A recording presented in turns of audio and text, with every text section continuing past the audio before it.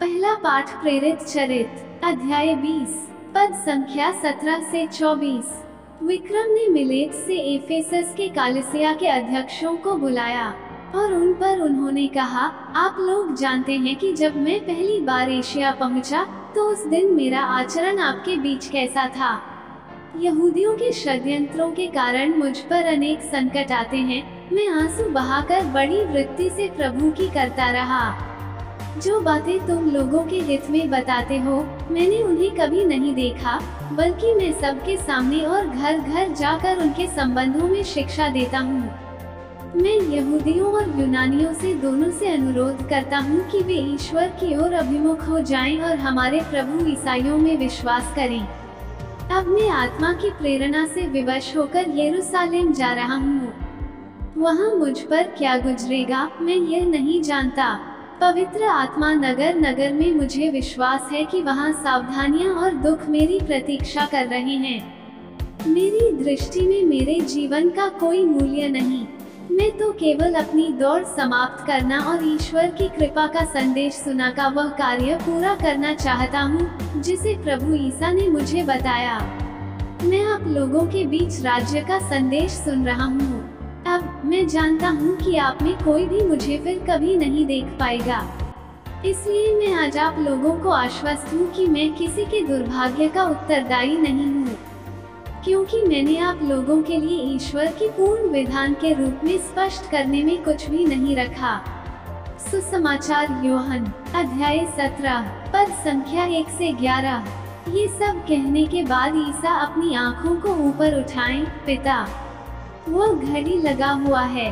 अपने पुत्र को महिमान्वित कर, जिससे पुत्र तेरी महिमा प्रकट करे। तूने उसे समस्त मानव जाति का अधिकार दिया है, जिससे वो उन सभी को अनंत जीवन प्रदान करता है जिन्होंने उसे अनुबंधित किया है। वे लेन देन एक ही संबंध को ईश्वर और ईसा मसीह को, जिसे तूने भेजा है, जान ले, यही अनंत जीवन है। जो काम तूने करने को दिया था वह मैंने पूरा किया है। इस तरह मैं पृथ्वी पर वाणी की महिमा प्रकट करता हूँ। पिता, संसार की सृष्टि से पहले मुझे यहाँ जो महिमा प्राप्त हुई थी, अब उससे मुझे विभूषित कर। तूने जिन लोगों को दुनिया में से चुनकर मुझे दिखलाता है, उन पर आपका अपना नाम प्रकट होता है। वे भी थे, मुझे ट्यून करी और उन्होंने तेरी शिक्षा का पालन किया। अब वे मुझे बता चुके हैं कि जो कुछ उन्होंने दिया है वो मेरे पास आता है।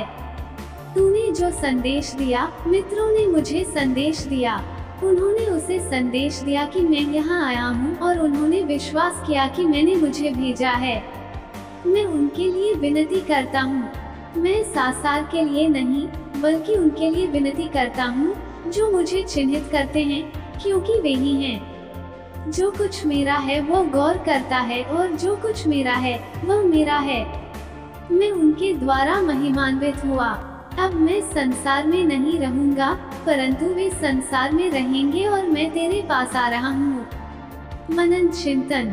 प्रभु यीशु चक्र घूमकर पिता ईश्वर के कार्य करते हैं।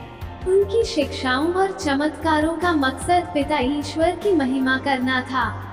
आज की अपनी प्रार्थना में प्रभु यीशु अपने शिष्यों के लिए पिता ईश्वर को धन्यवाद देते हैं और यह स्पष्ट करते हैं कि वे संसार के सामने पिता ईश्वर की महिमा प्रकट करते हैं और अपने शिष्यों के पिता ईश्वर का नाम प्रकट करते हैं। प्रभु यीशु को जान लेने में ही अनंत जीवन है और इसलिए प्रेरित लोग प्रभु यीशु के सुसमाचार की घोषणा करते थे। संत कनेक्टर भी एफेसस की कलीसिया के अध्यक्षों को बुलाकर यही समझाते हैं कि उन्होंने प्रभु की घोषणा करके अपना काम पूरा किया है। उन्होंने उन लोगों के हित के लिए भी काम किया। संत वैक्यूम बेझिझक स्वीकार करते हैं कि प्रभु का कार्य करने के लिए नगर नगर में उनकी बेड़ियां और दैख प्रतीक्षा कर रहे हैं। सुसमाचार प्रचार और दुख सहने के द्वारा पिता ईश्वर महिमान्वित होते हैं। हम में से प्रत्येक व्यक्ति का वही कर्तव्य है जो प्रभु यीशु ने किया, जो प्रेरितों ने किया। क्या हम अपने जीवन द्वारा पिता ईश्वर को महिमान्वित करने के लिए तैयार हैं? जो प्रेरितों ने किया, क्या हम अपने जीवन द्वारा पिता ईश्वर को महिमान्वित करने के लिए तैयार हैं?